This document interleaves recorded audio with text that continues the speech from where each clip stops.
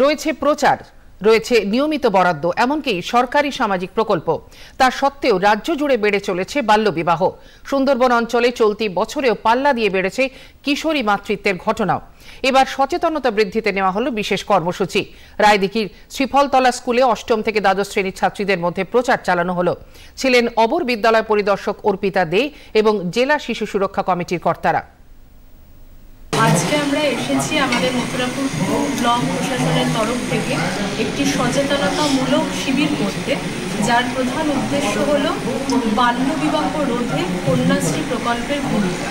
তো আমরা দেখতে পাচ্ছি যে শিক্ষাক্ষেত্রে আমাদের শিক্ষাগত ক্ষেত্রে, প্রযুক্তিগত ক্ষেত্রে আমাদের দেশ এগিয়ে যাচ্ছে, সমাজও এগিয়ে যাচ্ছে, কিন্তু তা সত্ত্বেও আমাদের যারা কন্যারা, আমাদের যারা মেয়ে শিক্ষার্থীরা, তারা কিন্তু এখনো কোথাও কোথাও সামাজিকভাবে, শিক্ষার ক্ষেত্রেও এবং মানসিকভাবেও পিছিয়ে যাচ্ছে। কেননা বাল্যবিবাহের মতো একটা দুরারোগ্য ব্যাধি আমাদের সমাজকে এখনো দংশন করে চলেছে।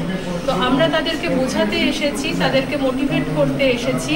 আমাদের মূল উদ্দেশ্য এটাই, তারা যাতে শিক্ষার মধ্যে থাকে।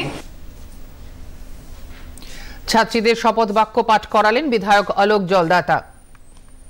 কন্যাশ্রীকে সামনে রেখে যে আর্লি ম্যারেজটাকে কি করে প্রতিহত করা যায়, কারণ আমরা দেখেছি আমাদের ডায়মন্ড হারবার স্বাস্থ্য জেলা এবং আমাদের মথুরাপুর 2 নম্বর ব্লকে মাননীয় মুখ্যমন্ত্রী মমতা বন্দ্যোপাধ্যায় সরকারি অনেক প্রকল্প দেওয়া সত্ত্বেও কিন্তু তবু টিনেজার প্রেগনেন্সি একটু সংখ্যায় বেশি হচ্ছে, যার জন্য আমরা অবশ্যই ব্লক স্তরে একটা চিন্তাভাবনা করা হয়েছে। বা কিছু কিছু অল্প বয়সী মেয়েরা তারা বাড়ি থেকে বেরিয়ে চলে যাচ্ছে, কখনো তারা নিখোঁজ হয়ে যাচ্ছে, কখনো আবার তারা অল্প বয়সে বিয়েও করছে।